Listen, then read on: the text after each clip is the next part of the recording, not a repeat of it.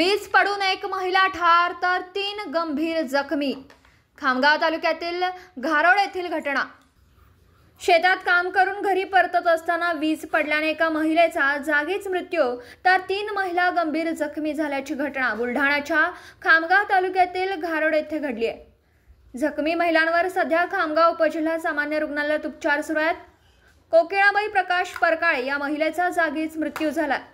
कांताबाई परकाळे, दुर्गा खोमणे, नंदाबाई दुतोंडे या 3 महिला गंभीर जखमी झाल्यात। आज घारोड तालुका खामगाव या गावामध्ये दुपारी 2:45 वाजताच्या सुमारास 4 महिला शेतामधून काम करून परतत असताना गावाजवळ असलेल्या नाल्यावर त्यांच्यावर वीज कोसळून एक महिला जागीच ठार झाली तर 3 महिला ह्या गंभीर जखमी आहेत।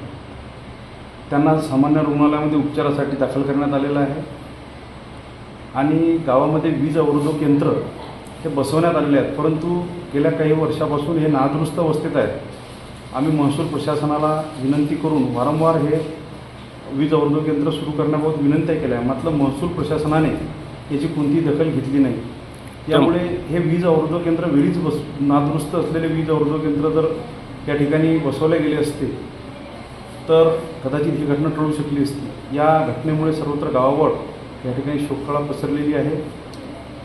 या महिलांचे नाव काय आहेत?